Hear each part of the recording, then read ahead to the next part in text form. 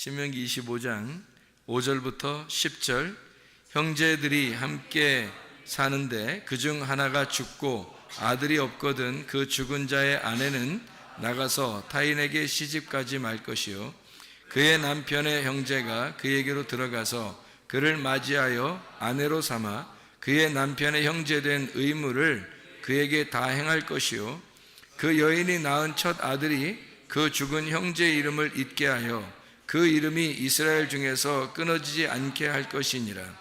그러나 그 사람이 만일 그 형제의 아내 맞이하기를 즐겨하지 아니하면 그 형제 아내는 그 성문으로 장로들에게로 나아가서 말하기를 내 남편의 형제가 그 형제의 이름을 이스라엘 중에 잊기를 싫어하여 남편의 형제된 의무를 내게 행하지 아니하나이다 할 것이요 그 성읍 장로들은 그를 불러다가 말할 것이며 그가 이미 정한 뜻대로 말하기를 내가 그 여자를 맞이하기를 즐거워하지 아니하노라 하면 그의 형제의 아내가 장로들 앞에서 그에게 나아가서 그의 발에서 신을 벗기고 그의 얼굴에 침을 뱉으며 이르기를 그의 형제의 집을 세우기를 즐겨 아니하는 자에게는 이같이 할 것이라 하고 이스라엘 중에서 그의 이름을 신벗김 받은 자의 집이라 부를 것이니라. 아멘. 죽은 형제에 대한 의무에 대한 이야기인데요.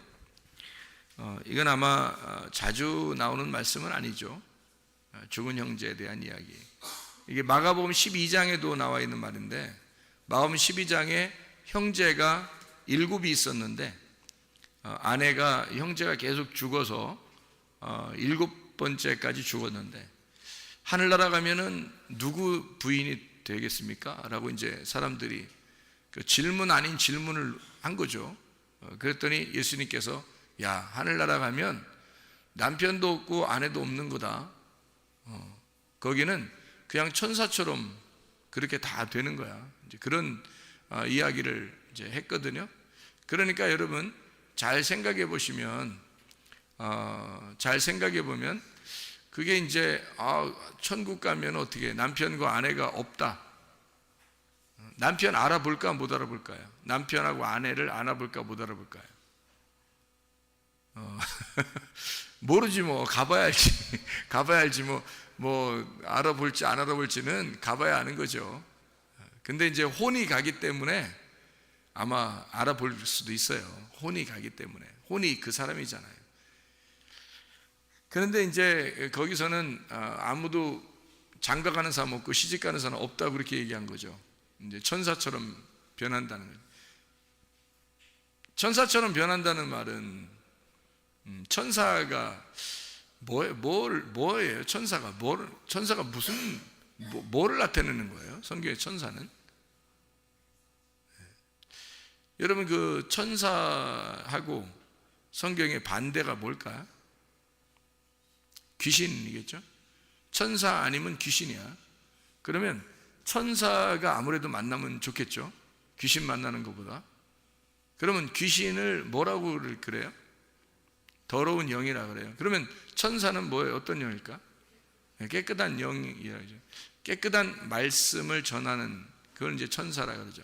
깨끗한 말씀을, 거룩한 말씀, 좋은 말씀, 기쁜 소식을 전하는 자를 천사라 이렇게 이야기를 해요. 이제 그거를 사자라고 하기도 하고요. 이 사자라는 건 전달하는 자다 이렇게 얘기하는 거죠. 편지를 전달하는 자, 사자라고 하기도, 천사라 이렇게 말을 하기도 합니다. 그러니까 하늘의 소식을 전한다 해서 천사라고 이렇게 우리나라 말에는 이제 그렇게 썼죠. 그러니까 어쨌든 좋은 소식을 전하는 그를 천사라 그러고 나쁜 소식을 전하는 걸 이제 귀신이라 이렇게 표현할 수가 있겠네요. 반대니까. 자, 천사처럼 변한다 그렇게 했고 가면은 시집 장가 가지 않는다 그렇게 했으니까 여러분 생각해 보시면 장가 시집 안 가는구나. 이제 그렇게 결혼 없겠구나. 가면은 이제 그런 거로 이제 끝나는가? 7명의 남편이 있었어요. 하필이면 7명의 남편이 있고 그 중에 다 남편이 없다. 이렇게 된 거거든요. 그러면은 무슨 말이에요, 거기? 무슨 말이에요? 하필 7명이네, 또 남편이. 남편이 7이니까 7은 뭘 말하는 거예요? 완전한 걸 말하고 이 땅에서 완전하신 분이 누구예요? 예수님이죠. 그러니까 7명의 남편이 있었는데 여기서 일곱 번째 남편이 죽으셔서 안식일 날에도 무덤에 계시고 안식 후 첫날 부활하셨는데 그 안식 후 첫날이 며칠 날이에요? 8일 날이죠. 그러면은 7번째 남편까지는 이 땅에서 있었는데 이제 하늘나라로 올라갔어요. 그러면 이제 7번째 남편이 지났잖아. 7번째 남편이 지나고 그 다음에 몇째가 되는 거예요? 8번째가 되는 거죠. 8번째가 되는데 그 8번째는 부활을 말하는 거죠. 그럼 부활 때는 뭐처럼 바뀐다는 거예요? 천사처럼 변한다. 천사처럼 변한다는 말은 뭐 같이 된다는 거예요? 기쁜 소식, 말씀이 돼버린다는 얘기죠. 말씀이 돼버린다. 그러니까 그게 이제 8번째가 되는 거지. 그러니까 말씀이 된다는 말은 하늘나라가 뭘로 이루어졌다는 거예요? 말씀으로 이루어졌잖아요. 하늘나라가 말씀으로 이루어졌고 그게 8이라고 새로운 시작을 말하는 새로운 나라. 그게 7이 이 땅이고 8이 하늘나라란 말이에요. 그러니까 거기에서 새롭게 좋은 소식, 말씀이 된 자들이 된다. 그러니까 시집가고 장가가는 게 아니고 이미 하나가 되었다. 뭐가 되었다? 말씀이 되었다 이 말이죠. 이미 말씀이 되었다. 그렇기 때문에 장가가고 시집가는 게 아니다 이렇게 된 거죠. 그러니까 이미 어떻게 예수님하고 신랑 되신 예수님하고 부활하신 8번째 날에 부활하신 예수님하고 이미 결혼이 끝났다 이 말이에요. 죽으면 우리가 죽고 하늘나라에 올라가면 이미 결혼이 끝났으니까 둘이 어떻게 돼요? 한 몸을 이루었다. 그러니까 다시 말하면 한 말씀이 되었다 그 말이죠. 무슨 말인지 알겠죠? 한 말씀이 되었다. 그럼 완성이지. 완성이니까 시집가거나 장가가는 게 없죠. 그 말이. 마가복음 12장 내용을 알겠습니까? 무슨 말인지? 자, 그리고서 이제 신명기 25장을 다시 한번 잘 보면 무슨 얘기인지 이해할 수 있을 거예요. 신명기 25장의 말씀을 한번 잘 봐봐요. 무슨 내용이에요? 여기는 죽은 형제가 있어요. 그러면 그 아내가 다른 데 시집가지 말고 그 동생이 그 아내를 맞이해서 그 아내로 삼아라. 참, 그 형제가 있는 집안엔 참 이거 남사스러운 얘기죠. 이게 지금 그렇죠? 남사스러운 얘기입니다. 우린 동방 예의지국 같은 우리 그 조선의 그 정기를 그 가지고 태어난 우리 한국의 사람들은 이런 얘기 들으면 뭐 상당히 이게 마음이 좋지 않죠. 이런 게 이거 뭐냐, 이게 도대체 성경은 왜 이런 식으로 써서 사람 마음 심란하고 복잡하게 만드냐 이렇게 생각할 수도 있겠죠. 그런 내용들이죠, 그죠? 그런데 우리가 그렇게만 보면은 이게 이제 이상한 내용이 되는 거예요. 그렇죠? 이상한 내용 중에 우리 하나 또 있잖아요. 그 신명기 24장에 1절부터 4절까지의 말씀에 보면 이혼 증서 가지고 가가지고 결혼하라고 그러고요. 그죠?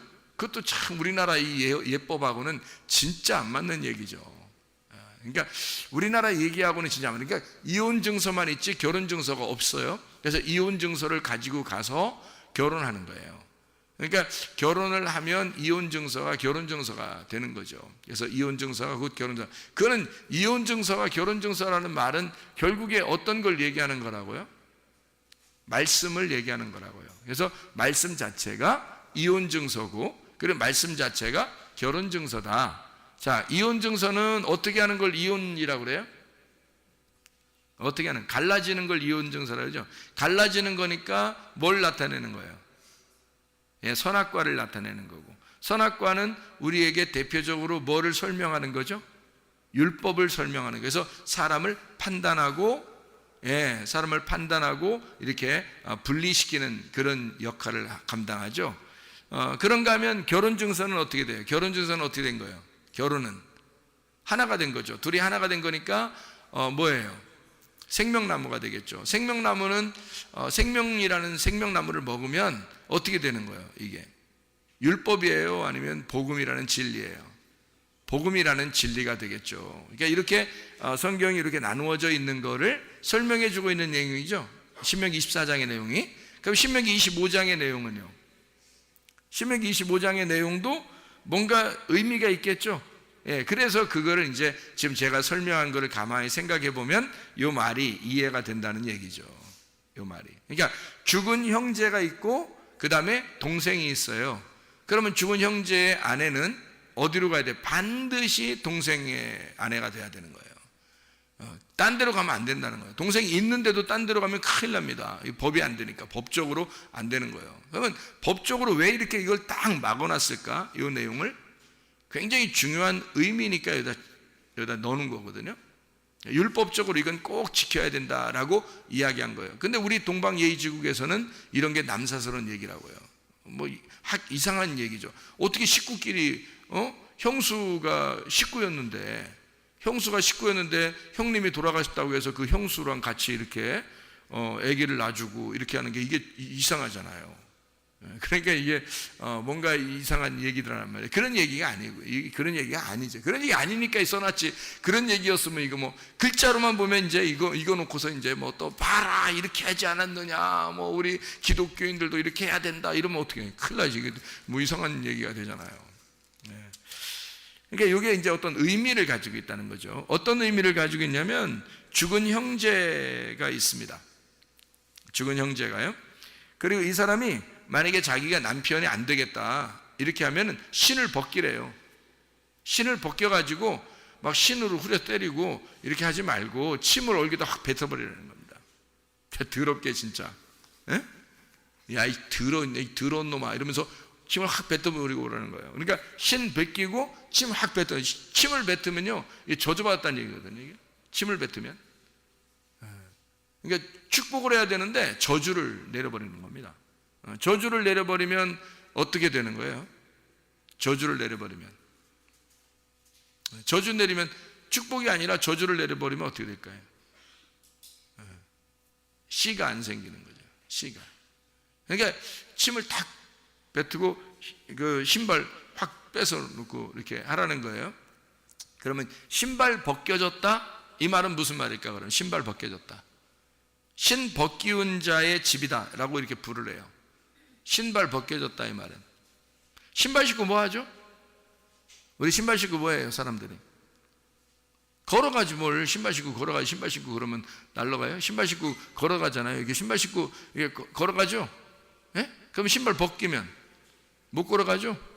예. 자갈밭이나 가시밭길 이런 데는 신발 벗겨놓으면 못 걸어가죠? 신발 신고 가야 돼요. 꼭 신발 신고 가야 되는데 신발을 벗김받은 자의 집이다. 그 말은 후손들이 너희의 집에 오는 그 걸음이 멈출 것이다. 그 말이에요.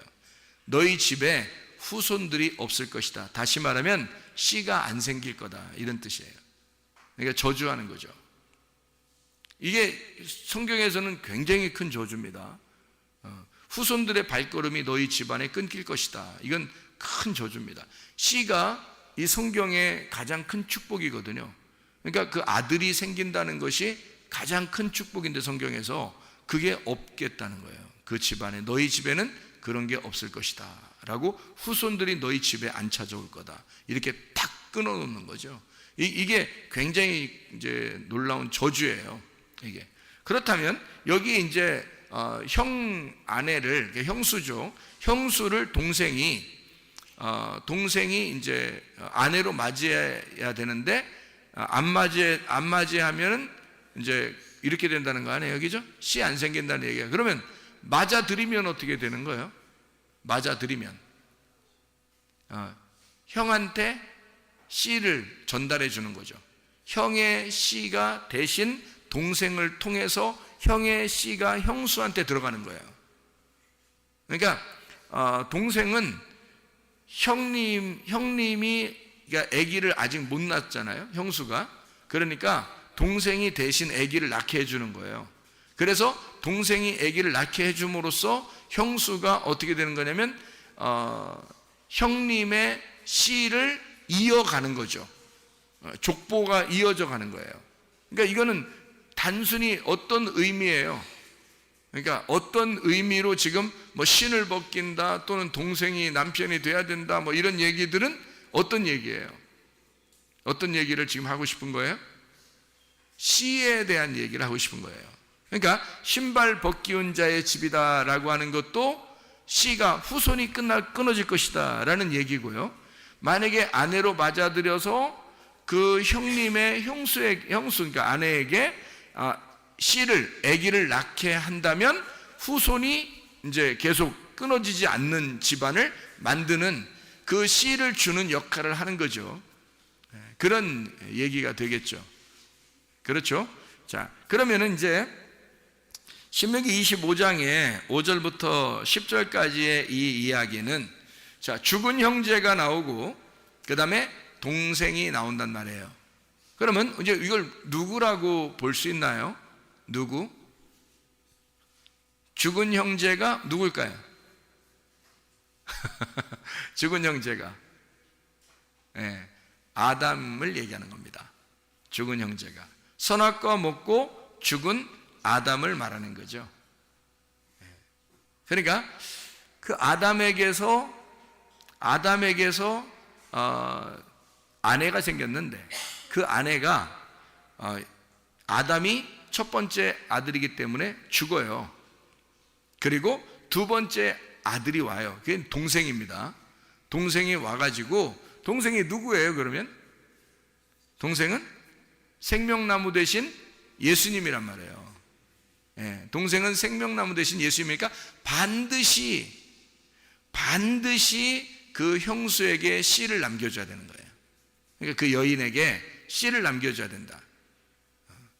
그러니까 그거 안 되면 신발을 벗기고 침을 뱉어서 저주해서 씨를 끊어버릴 정도로 이것은 법적으로 꼭 해줘야 된다라는 얘기거든요. 이게 이 말이요. 그러니까 동생인 예수가 와서 생명나무 되는 그 열매를 그 씨를 전달해 주는 자가 되어야 된다라고 하는 얘기를 해주는 거죠. 자, 먼저 온 자가 구약에서 먼저 온 자, 율법의 대표로 온 자가 누구예요? 모세죠. 모세를 통해서 열매가 맺을 수 있어요, 없어요? 율법을 통해서는 열매를 맺을 수가 없어요. 그런데 예수 그리스도가 두 번째 아담으로 오셨어요. 그래서 모세가 첫 번째 율법, 두 번째 예수가 오셔서 진리의 복음으로 오셔가지고 이 예수님이 오신 것이 뭐 색다른 걸 얘기하려고 그런 거예요? 아니면 원래 율법을 잘 해석해 주는 거예요? 율법을 잘 해석해 줌으로써 율법이라는 밭에다가 보화를 발견하게 한 거죠. 예수 그리스도가. 그러니까 율법은 밭이나 마찬가지라고요. 그냥 밭만 있으면 씨가 안 생기죠. 밭만 있으면 씨가 안 생겨요. 그러니까 이거는 죽은 것과 같은 거라고, 죽은 형제와 같다고. 만약에 밭만 있으면 죽은 형제와 같은 거죠. 그런데 거기에 씨가 심겨지면요, 거기에 보화가 심겨지면 이거는 보화가 있는 밭이 되는 거예요. 그러니까 보화를 어디서 발견해요? 그 밭에서 발견하는 거라고요. 그 보화가 그 밭에 뭐예요? 보화가 그 밭에 뭐예요? 씨죠. 그러니까 보화가 밭에 씨니까 씨를 발견하면 밭이 족보를 이어가는, 후손을 이어가는 거란 말이에요. 무슨 말인지 알겠죠? 그러니까 형님이 죽으면 동생이 그 아내를 취하여다가 씨를 전달해 주는 것이다. 그 동생이 누구라고요? 예수님이라고. 예수님이 오셔서 그 모세를 대신하여 복음의 진리로 우리에게 열매를 맺게 한다는 얘기고요. 첫 번째 아담을 위하여 두 번째 아담이신 예수가 오셔서 우리에게 씨를 전달하시기 위해서 오셨다. 우리를 살려주시기 위해서 오셨다. 그러니까 하나님은 우리에게 결코 우리를 죽이자고 하는 거예요? 후손을 남기는 살리자고 하는 겁니까? 살리자고 하는 겁니다. 반드시 그렇게 안 하면 신 벗기운 자가 될 것이다. 그래서 반드시 해야 된다. 법적으로 이건 정해진 거다라고 하는 거죠. 우리에게 예전에 우리가 태어날 때에 우리의 삶에서는 그리스도의 씨앗이 우리 속에 심겨지지 못하죠. 그런데 예수를 만나고 나니까 예수를 만나니까 내 죽었던 내 몸에 드디어 생명이 솟아나기 시작한다는 거죠. 드디어 살아나기 시작한다는 겁니다. 그게 누구 때문에? 누구의 씨예요? 예수의 씨라고요. 예수의 씨가 말씀이 우리에게 들어옴으로써, 이게 예수의 씨가 우리에게 들어옴으로써 내가 예전에 처음에 태어났던 것이 뭐가 되는 거예요? 의미가 되는 거예요. 내가 원래 죽은 자로 태어났는데 근데 예수의 씨가 내 속에 심겨짐으로써 의미가 되었다. 나의 삶은 의미가 되었다, 이 말이죠. 원래 무의미한, 의미 없는 자로 내가 태어났는데, 인간으로 의미 없는 자로 태어났는데 예수를 만나니까 의미 있는 자가 되었다, 그 말이죠. 죽은 자로 태어났더니 살아있는 자가 되었다. 내 몸에 씨가 들어왔다. 그래서 나를 생명이 있는 자로 만들더라. 누가? 예수 그리스도가. 예수 그리스도가 여러분에 오시면 씨 있는 자로 만들어서 생명을 전달하니까 죽은 자가 살아난다는 것입니다. 죽었던 내가 하나님의 말씀을 들음으로 살아나게 된다, 그 말이에요. 하나님의 말씀이 여러분 속에 임하면 뭐가 좋은가? 여러분을 생명으로 이끕니다.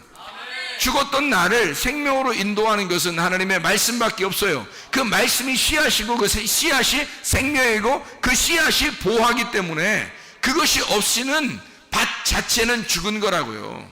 우리 자신들이 아무것도 의미가 없다고, 아무 의미 없는 내가 예수를 만나니까 의미가 되었다. 얼마나 아름다운 이야기입니까? 그렇죠? 자, 요한복음 2장 14절에 보면은 성전 청결에 대한 이야기가 나오거든요.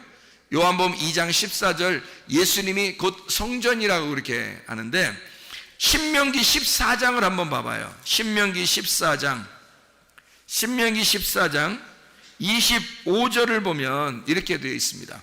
신명기 14장 25절을 보면 뭐라고 되어 있냐면, 그것을 돈으로 바꾸어 그 돈을 쌓아가지고 네 하나님 여호와께서 택하신 곳으로 가서, 이렇게 되어 있거든요. 그러면 요한복음 2장 14절을 봐봐요. 요한복음 2장 14절을 한번 여러분이 한번 보면요, 이렇게 되어 있습니다. 요한복음 2장 14절에 보면 이렇게 되어 있어요.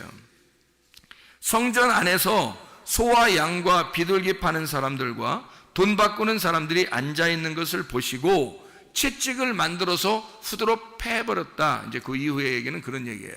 근데 여기 이제 신명기 14장에 25절에 보면 무슨 얘기가 나와 있어요?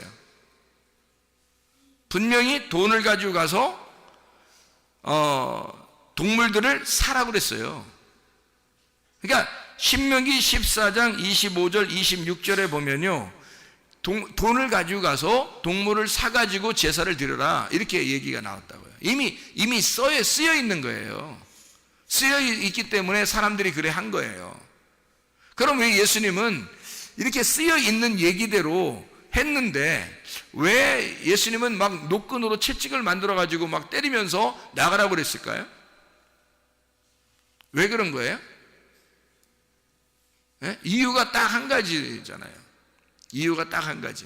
분명히 사라고 했어요. 사서 제사를 드려 있으니까 사람들은 좋은 거 있잖아요. 아주 그 품질이 좋은 거를 갖다 팔았단 말이에요. 어쨌든 제사 드려야 되니까 오랫동안 걸어오고 뭐 이렇게 여행 오고 그러다 보면 중간에 막 죽기도 하고 다리가 부러지기도 하고 뭐 이렇게 사고 나기도 하고 그러니까 이 양들을 못 드린단 말이에요. 양이나 소를 잘못하면. 그래서 그거를 먹이면서 막 가지고 오면 그게 더 비싸죠.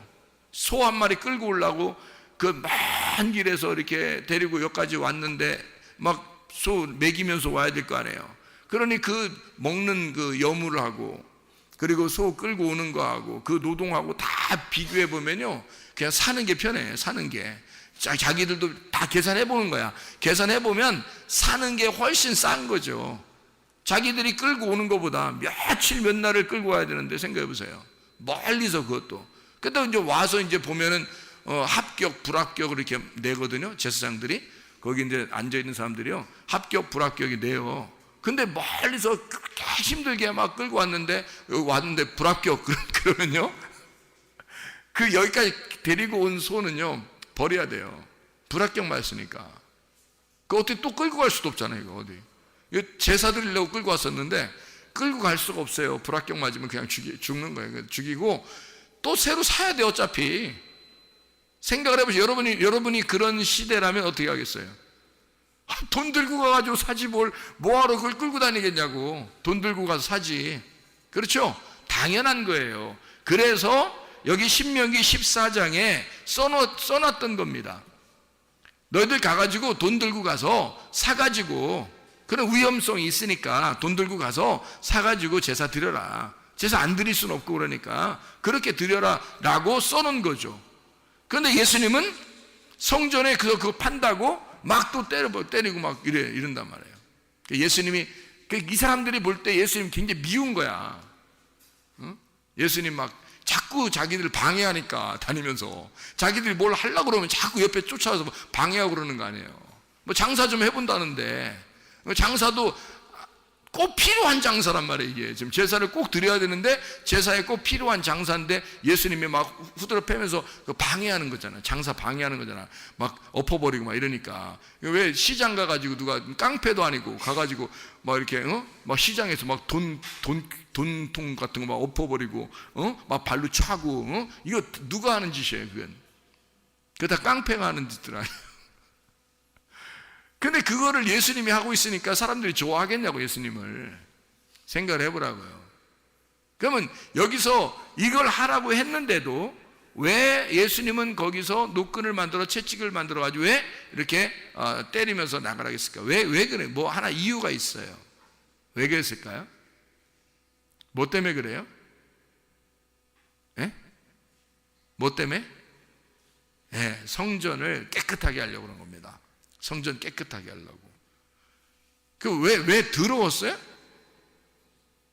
똥 싸서? 똥 싸고 막 이러니까 이제 동물들이 와가지고 막 똥 싸고 그러니까 더러우니까 야, 청소하기도 힘들어 죽겠는데. 그러면 예수님이 뭐 그러면 거기 뭐 물 청소하고 막 그러나요? 갔다가 물도 귀한 때 뭐 물 좀 떠와. 막 양동이로 물 떠와. 막 물 청소하고 막 그러나요? 성전도 엄청 클 텐데. 그걸 혼자 막 물청소 열심히 막 팔 걷어 제끼고 막 이렇게 물청소 했더라. 뭐 이런 내용도 없잖아요. 그럼 뭐예요? 왜 그렇게 한 거예요? 도대체가? 예, 딱 한 가지죠. 무슨 말이냐면 죽어서 와야 된다는 겁니다. 죽은 것만 들어와야 된다는 거예요. 근데 살아있다는 거예요. 이게 다 살아있으니까 안 된다는 거예요. 자, 예수님은 성전인데 자기는 뭐 하러 온 거예요? 이 땅에요. 너희들 이제까지 제사 드릴 때 제사를 산 거를 드리라는 거 성경에 있어요? 없죠. 제사는 구약의 모든 시대에 다 죽여서 드리는 겁니다. 다 죽여서. 그러면 예수님이 자기가 와가지고는 지금 그 죽여서, 너희들이 이제까지 동물을 죽여서 하나님 앞에 드리는 모든 제사는 누구를 얘기하려고 했던 거예요? 자기를 얘기하는 거거든요. 예수님을 얘기하는 건데 살아서 데리고 들어왔단 말이에요. 살아서 데리고 들어왔단 말이에요. 그러면 예수님하고 안 맞는 거죠. 그러니까 이건 죽어서 들어와야 되는데 살아서 들어온 거야. 그러니 안 맞는 거잖아요. 그래서 이거를 쫓아낸 거죠. 쫓아내가지고 어떻게 한 거예요? 쫓아낸 이 사람들이 그러면 동물들 끌고 있잖아요. 동물들을 뭐 소하고 양하고 다시 막 이게 쫓겨났잖아요. 비둘기 같은 거 막 이렇게 막 날아다니니까 막 그것도 잡아가지고 또 돈 흩어진 거 그거 이제 주워서 이제 나옵니다. 그렇죠? 나와요. 이렇게 들고 나오죠. 나와서 그 다음에 다시 제사를 드리러 가요? 아니면 그냥 집에 갈까요? 그냥 다시 제사를 드리겠죠. 다시 제사를 드릴 때는 이제 어떻게 하고 들어올까요? 죽여서 들어오는 거죠. 그러니까 이거죠. 살아서 들어온 놈은 안 된다. 그래서 내쫓아버려요. 그리고 죽여서 다시 들어와라는 거예요. 그러니까 예수님이 그 사람들 무슨 깡패처럼 막 장사 뒤집어 엎으려고 꼭 그런 게 아니라, 자, 살아서 온 놈은 자, 나가라 이거야. 일단 나가라 이거야. 나가고 죽어서 들어오라는 얘기죠. 여러분, 죽어서 들어오라는 얘기야. 자, 교회는 어떤 사람이 들어와야 되는 거예요? 죽은 자가 들어오는 거예요. 죽은 자가 들어오면 누굴 만나? 유일한 생명을 가지신 예수를 만나는 곳이 교회란 말이에요. 그게 성전이라고. 그러니까 첫 번째 남편이 죽어서 동생이 그 유업을 이어받아야 된단 말이에요. 예수 그리스도가 교회에서 자기의 성전 되신 예수가 형을 대신하여 그 형수에게 씨앗을 줘야 된단 말이죠. 그러니까 동생이 그 유업을 이어받아야 되니까 예수 그리스도에게 오려면 죽은 자만 와야 돼요. 예수가 유업을 이을 자니까. 무슨 말인지 알죠? 죽은 자만 와야 된다. 그러면 유업을 이을 자는 두 번째 아담이 되는 복음이신 진리의 예수님이다. 그분이 우리에게 씨앗을 남길 것이다, 이 말이잖아요. 그렇죠? 그러면 우리가 산 사람 어떻게 한다고요? 나가라. 산 사람은 나가라, 죽은 사람은 들어와라, 그 말이잖아요. 그렇죠? 그러니까 교회는 어떤 사람이 들어와야 되는 거예요? 죽은 사람이 들어오라는 거예요. 자, 마음 심령이 거지가 돼서 막 가슴이 너덜너덜해진 사람, 마음이 막 찢어진 사람, 이 사람들은 어떻게 돼? 교회에 오면 위로를 받겠죠. 교회에 오면 위로를 받아요. 그게 마태복음 5장의 4절에 보니까 뭐라고 되어 있냐면, 애통하는 자는 복이 있나니 저희가 위로를 받을 것이요 라고 되어 있는 거죠. 그 애통이라고 하는 게 펜테오라는 단어인데, 이 펜테오라는 애통하는 자가 슬퍼한다, 울부짖다, 애도한다라는 말이거든요. 펜도스에서 나온 말이 슬픔, 애도라는 말입니다. 그러니까 슬퍼하는 자만 오라는 거예요.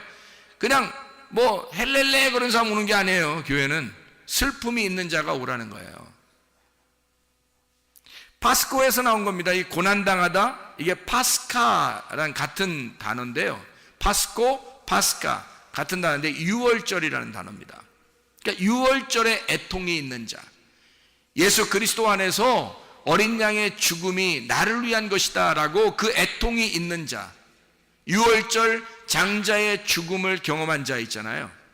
그러니까 첫 번째 아들이 죽은, 장자가 죽는 날이 6월절이죠. 그날 이스라엘 백성들은 어린 양의 피를 바르고 구원을 받았단 말이에요.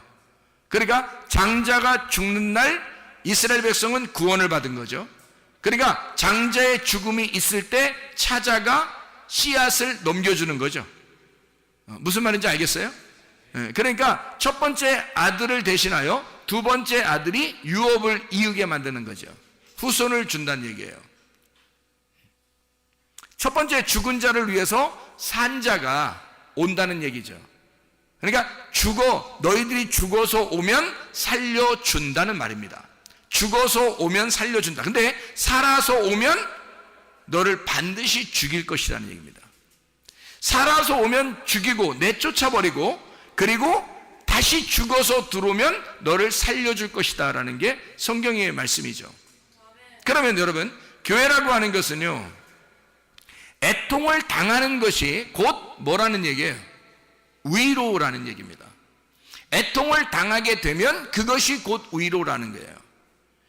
죽어서 오면 너를 살려줄 거니까, 그러면 네가 애통을 하게 된다면 나는 너를 위로할 거야 라는 말이죠. 그러니까 애통하는 자가 위로가 있을 것이다 라는 얘기입니다.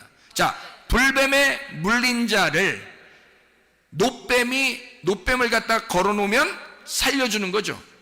불뱀에 물린 자를 노뱀에 걸어서 살려주는 거죠. 불뱀에 물리지도 않았는데 노뱀을 걸을 필요가 있나요? 그럴 필요가 없죠. 성경은 노뱀을 걸어놓는, 예수 그리스도가 십자가 못 박혀 돌아가시는데 그 예수를 쳐다보고 믿는 자는 구원을 얻을 것이다. 어떤 사람에게? 불뱀 물린 자에게. 자기가 죄가 있다고 애통하는 자에게 노뱀을 쳐다보면 살 것이다 라는 그런 말씀이잖아요. 그러니까 여러분과 저는요, 교회에 오는 것이 어떻게 오는 거라고요? 뭐 때문에 오는 거라고요? 애통하기 위해서 오는 거라고요. 슬프기 위해서 오는 거라고요. 나 자신의 슬픔을 위해서 왔더니 주님이 위로해 주시더라. 내가 죽어서 왔더니 주님이 살려주시더라, 그 말이죠. 내가 병들어 왔더니 주님이 치료해 주시더라, 그 말이에요. 내가 문제가 있어서 왔더니 주님이 문제 해결자이시더라, 이 말입니다. 그러니까 교회에 오는 사람들은 어떤 사람만 와야 된다는 거예요? 병든 자만 와라, 나그네들만 와라 이거야. 고아만 와라 이거야. 과부만 오라 이거야. 늙은이만 오라 이거야. 어린애만 오라 이거야. 힘없는 자들 말이에요. 정신 부족한 자, 그 사람들만 와라. 자기가 뭐 똑똑한 사람, 그런 사람 오지 마라. 정신 부족한 자가 와서 멘탈이 붕괴된 거죠. 멘탈 붕괴된 자가 와라 이거야. 정신 똑바른 사람들이 오면은 내보내. 그래서 멘탈 붕괴시키고 다시 들어오란 말이에요. 멘탈 붕괴됐습니다. 나 하나님, 나 멘탈이 붕괴됐어요 라고 오면은 그 사람들 온전하게, 정신 온전하게 만들어주는 곳이 주님 만나는 곳이라는 거죠. 그러니까 그런 사람들, 누가 오는 거예요? 그러니까 연약한 자가 오라는 거야. 온전치 못한 자가 오라는 거야. 가정이 온전치 못한 자가 오라는 거야. 자기가 바리새인이라고 깨닫고 자기가 환자라고, 자기 정신이 멘탈이 붕괴된 자라고, 나는 부족한 자라고 하는 사람들이 오라는 거예요, 교회에. 그러면 주님께서 채워주시겠다는 거 아닙니까? 한마디로 말하면 정상이 아닌 자만 교회 오라는 얘기야. 죽은 자만 교회 오라고, 정상이 아닌 자만 교회 오라고. 자기가 우리 집은 괜찮은데, 나 정신 멘탈 온전한데, 나 병나지도 않았는데, 나는 부족함이 하나도 없는데 오지 말란 말에. 그런 사람들은 교회 오는 게 아니에요. 어차피 너는 교회 와도 구원 못 받아. 너는 천국 갈 사람이 아니에요. 교회는 죽은 자가 와야, 병든 자가 와야 해결받는 곳이란 말이에요.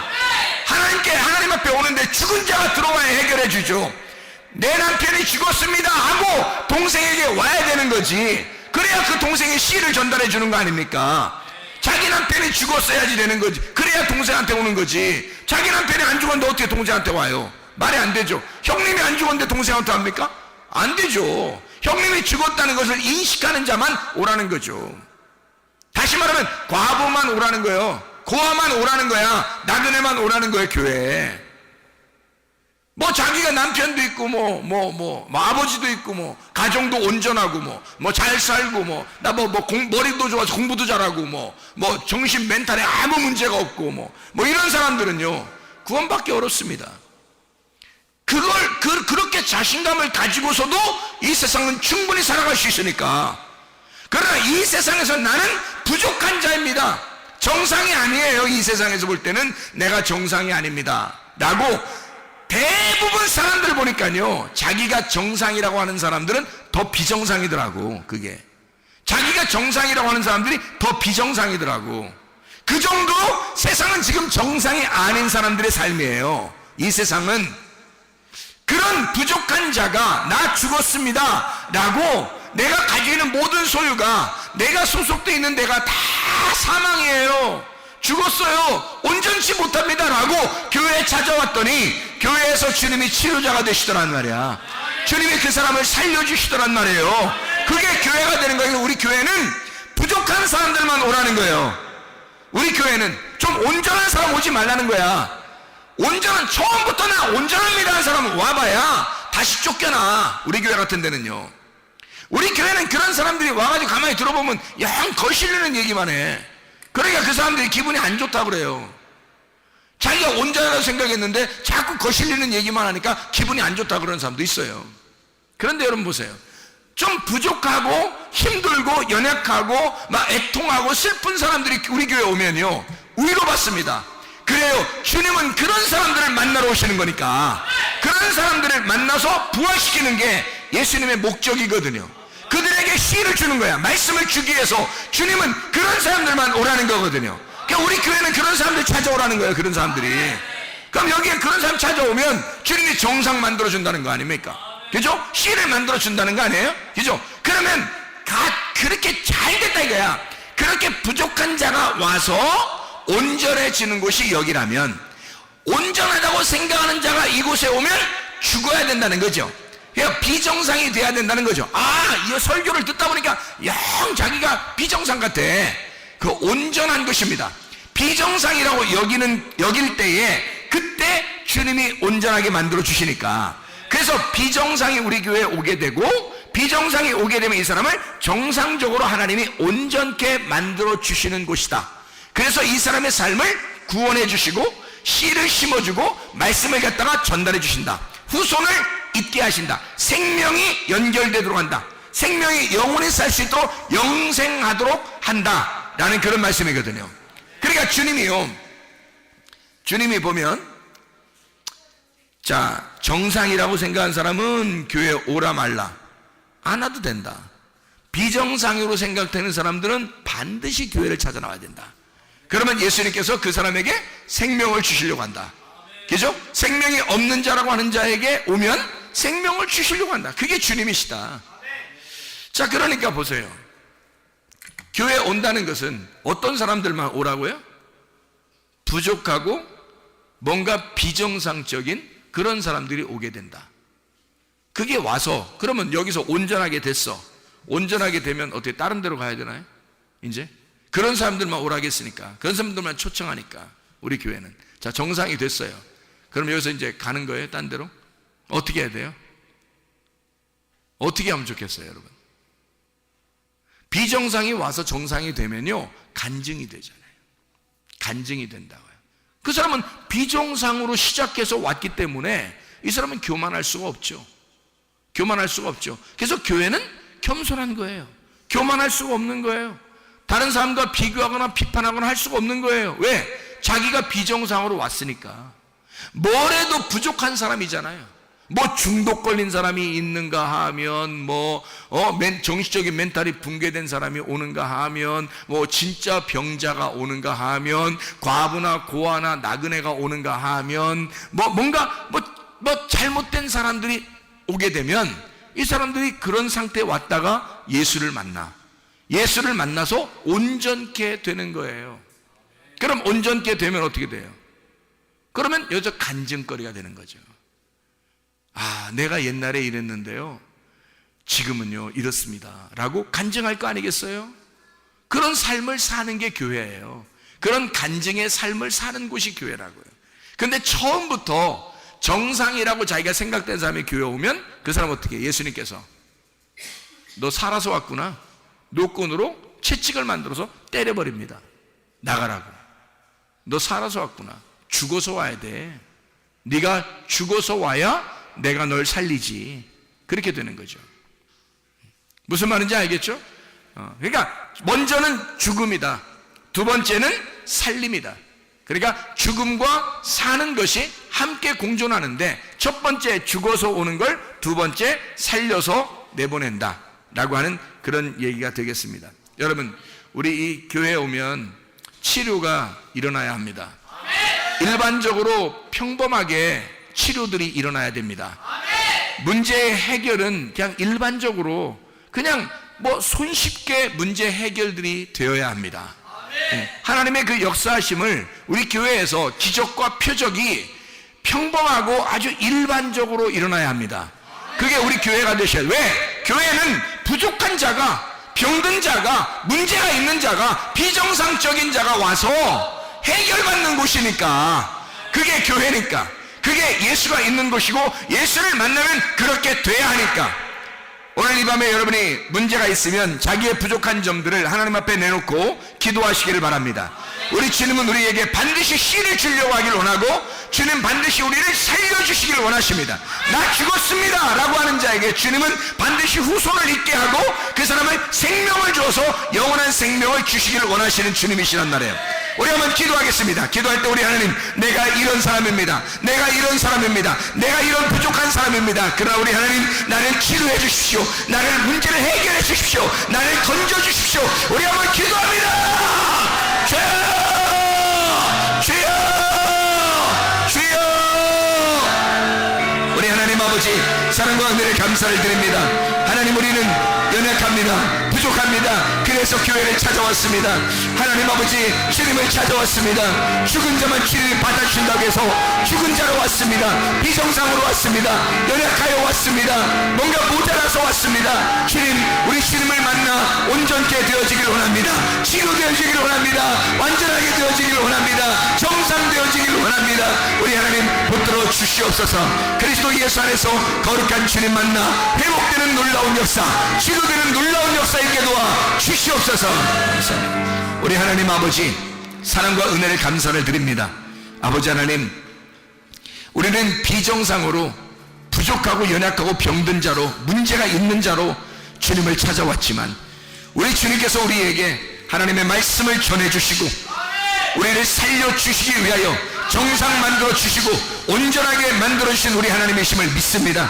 하나님, 우리의 모든 질병을 치료해 주시옵소서. 문제를 해결해 주시옵소서. 주의 성령으로 충만케 도와 주시옵소서. 모든 비염은 떠나갈지어다. 아토피는 떠나갈지어다. 의장병은 떠나갈지어다. 어지럼증은 떠나갈지어다. 두통은 떠나갈지어다. 류마티스 관절염은 떠나갈지어다. 어깨 통증은 떠나갈지어다. 허리 디스크는 떠나갈지어다. 목 디스크는 떠나갈지어다. 심장병은 떠나갈지어다. 각종 종양은 떠나갈지어다. 감기 문사는 해결될지어다. 협착증은 떠나갈지어다. 건성 피부가 회복될지어다. 우울증은 떠나갈지어다. 불면증은 떠나갈지어다. 공황장애는 떠나갈지어다. 음란의 영은 떠나갈지어다. 거짓의 영은 떠나갈지어다. 도둑의 영, 도둑질의 영은 떠나갈지어다. 미움의 영은 떠나갈지어다. 욕심의 영은 떠나갈지어다. 모두 떠나갈지어다. 우리 하나님 아버지, 주 예수 그리스도 안에서 거룩한 하나님의 영이, 정결한 하나님의 영이, 깨끗한 하나님의 영이 우리 안에 충만하게 도와 주시옵소서. 예수 그리스도 존귀하신 이름 받들어 기도 올리옵나이다.